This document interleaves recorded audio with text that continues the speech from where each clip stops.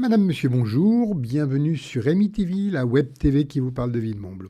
Aujourd'hui, un numéro spécial, Centre médico-social Marcel Henrat. Un peu long, certes, mais nombreux sont les Villemomblois à nous demander mais qu'est-ce qu'est devenu le Centre médico-social Marcel Henrat, qui était en haut de l'avenue Outrebon. Voici donc les 4 épisodes du Centre Marcel Henrat. Pour mémoire, suite à la fermeture, 1500 patients se sont retrouvés sans médecin. En complément, une de nos priorités du mandat municipal, où nous serons à la gestion de la ville, sera de créer un centre municipal de santé. Et pour les inquiets, nous savons déjà où l'implanter et quel en sera le budget. Vous êtes prêts ? Alors allons-y.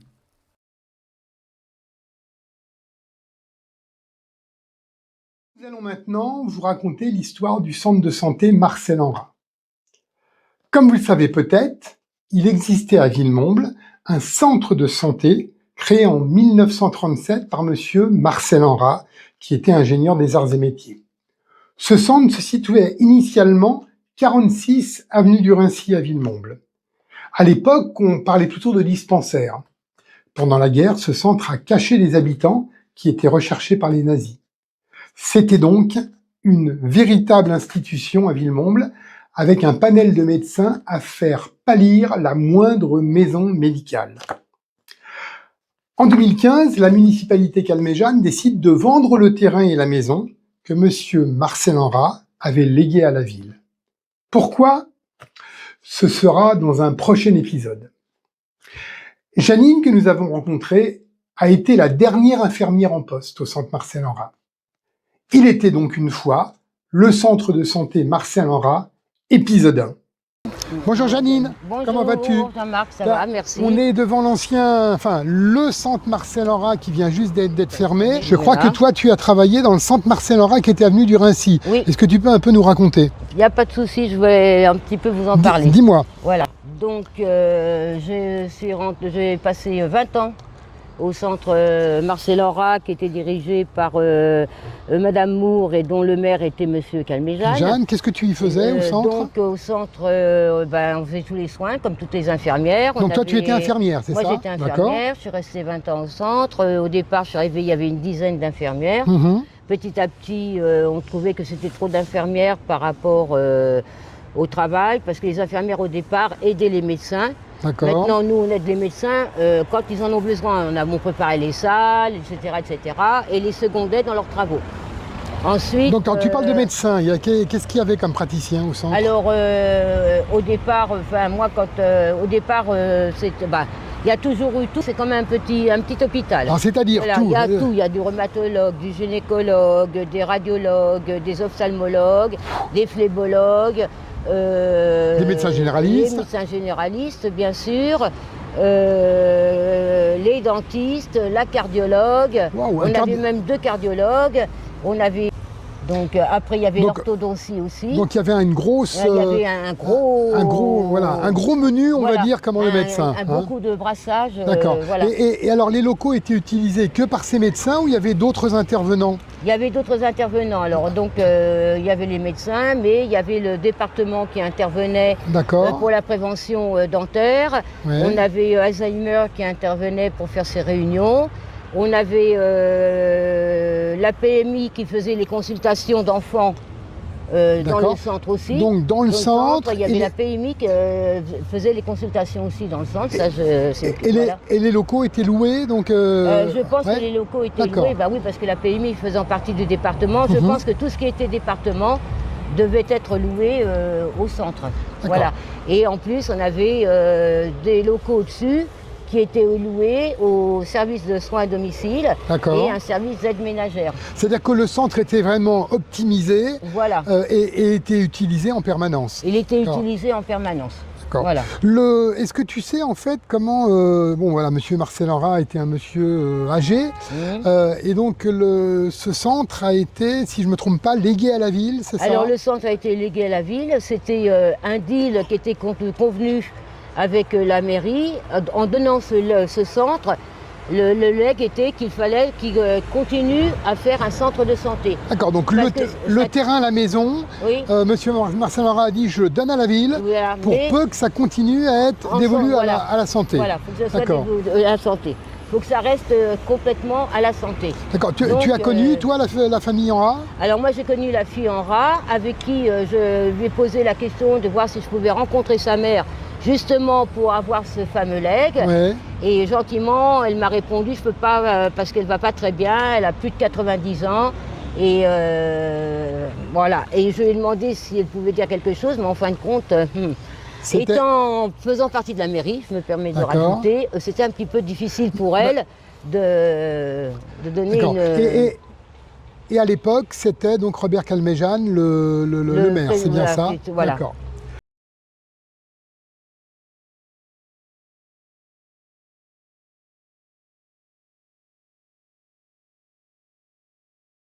On va passer maintenant à l'épisode 2 de la saga du centre de santé Marcel Enra.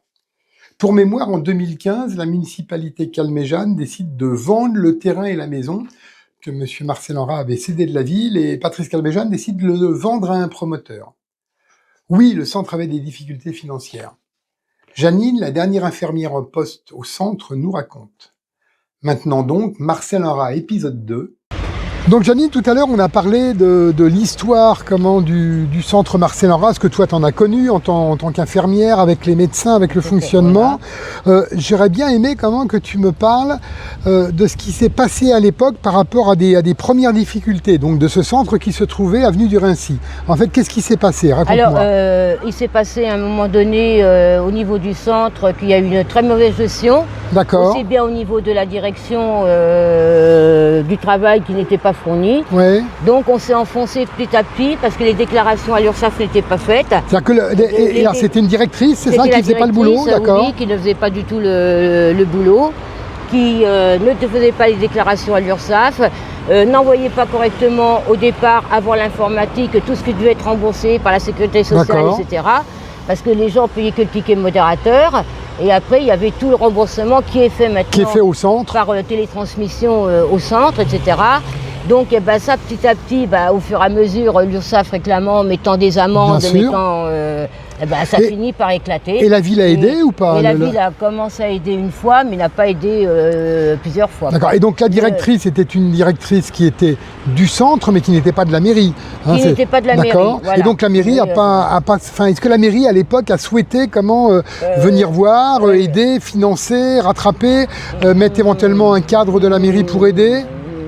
Non. Pas, moi personnellement, maintenant, j'ai pas vu beaucoup de la mairie se bouger énormément pour récupérer ce centre. Alors donc, ça a été plutôt envie de le solder. Oui, ça leur revenait peut-être trop cher d'après ce qu'ils disaient. D'accord. Bon. Alors il y a eu quoi? Il y a eu des redressements judiciaires? Alors il y a eu des redressements judiciaires suite à pas payer l'URSSAF, qui était quand même très important.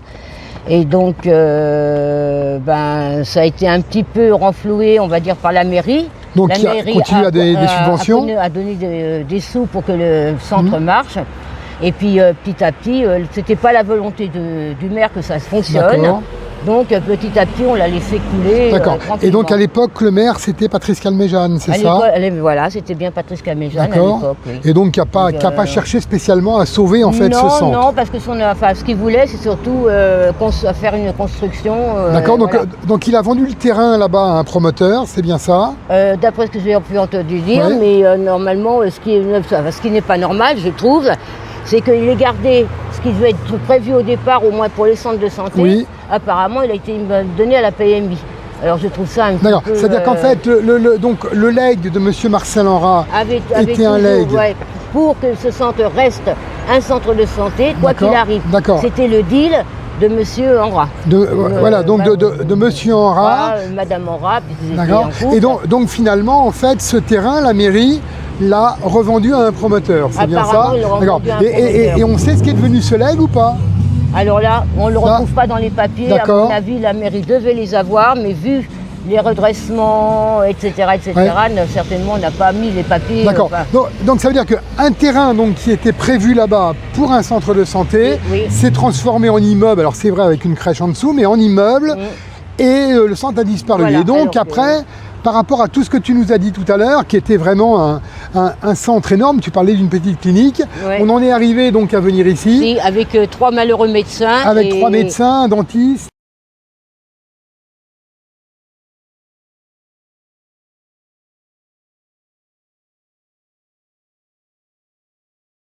L'épisode 3 de la saga Marcel Henrat. Aujourd'hui, interview d'Elisabeth Pochon et de Marc Dédy. Marc Dédy, Elisabeth Pochon, bonjour. Ça fait 15 jours maintenant que nous parlons du centre Marcel Henrat, entre autres avec Janine, qui était la dernière infirmière, et qui était d'ailleurs également déléguée syndicale. C'est pour ça qu'elle connaissait tant de choses. En 2000, aux alentours des années 2000, Patrice Calmejane décide de fermer le centre Marcel Henrat. 2008, donc vous étiez à l'époque tous les deux conseillers municipaux. Est-ce que vous pourriez nous expliquer un petit peu ce qui s'est passé? Lequel de vous deux commence? Elisabeth? Oui, alors c'est en fait l'histoire du centre Marcel Henrat avec la gauche, c'est une longue histoire. Parce que bien entendu, nous avons toujours été, très interpellés par le fait de conserver à Villemomble une offre de santé pour les personnes qui ne pouvaient pas avancer le prix des consultations. Et après ce que nous a raconté Janine Aubin sur les difficultés financières du centre Marcel Henrat, à un moment donné, Patrice Calmejane prend la décision de fermer le centre Marcel Henrat. Donc nous, on se mobilise, donc ça c'est dans les années 2008, on se mobilise en disant c'est pas possible que ça disparaisse. Il fait une petite marche arrière et il se trouve que les locaux de la sécurité sociale sont devenus disponibles parce que la sécu qui se trouve juste derrière nous là, nous est partie, pas une bonne idée pour notre ville, mais voilà, c'est comme ça. Et donc il nous présente au conseil municipal le fait de effectivement transplanter le centre Marcel Henrat. Dans un premier temps, c'était ou le fermer ou ça, on accepte, même si 6 mois plus tard, dans un autre conseil municipal, on décide de s'abstenir parce qu'on trouve que l'offre de remplacement n'est pas à la hauteur de ce qu'on attend. Voilà. Janine, la semaine dernière, nous parlait effectivement de l'offre de santé qu'il y avait au centre Marcel Henrat. C'était pléthorique. Elle disait c'est une vraie petite clinique. Là, en fait, le centre est tout petit, était tout petit. Tout petit, il reste un peu de médecins, un peu de dentaires, la prévention finit par disparaître, mais on nous dit que ça va venir. Et en fait, ça ne viendra pratiquement jamais. Et surtout, on se rend compte que déjà, ça n'intéressait pas beaucoup la municipalité vraiment de se battre pour ce type de santé dans la ville. Et l'avenir nous dira que c'est toujours le cas quelques années plus tard.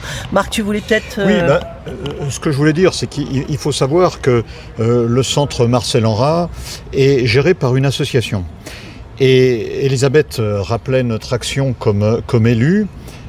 Nous avons toujours eu beaucoup de difficultés à savoir ce qui se passait dans ce centre, de quelle manière il était géré. Nous avons souhaité à plusieurs reprises entrer dans cette association.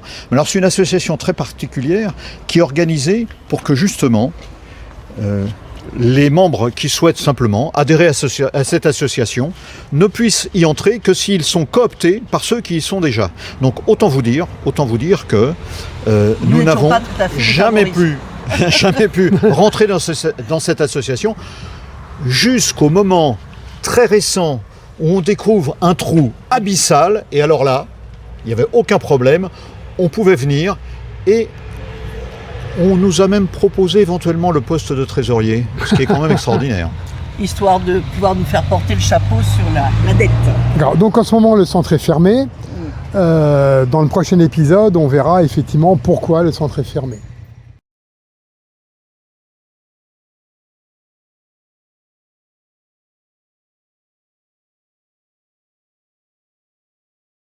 Le centre Marcel Henrat, épisode 4. Dans les épisodes précédents, vous avez entendu Janine, qui était infirmière et représentante du personnel au CMS. Puis Elisabeth Pochon et Marc Dédy, qui étaient élus lorsque Patrice Calmejane a décidé de fermer le centre. Nous allons maintenant parler de la séquence 2020 à 2024 qui a vu la fermeture du centre. En juin 2020, Jean-Michel Bluteau, administrateur de l'association de longue date du centre Marcel Henrat, est élu maire de Villemomble. Il décide de commander un audit de 5 associations municipales qui reçoivent une forte subvention. Cet audit est rendu au maire le 19 janvier 2021. Seulement quelques jours avant le conseil municipal du 25 mars 2021, on nous remet une copie de l'audit. L'audit est accablant pour le centre médico-social Marcel Henrat. État de cessation de paiement avec un passif de près de 600 000 €.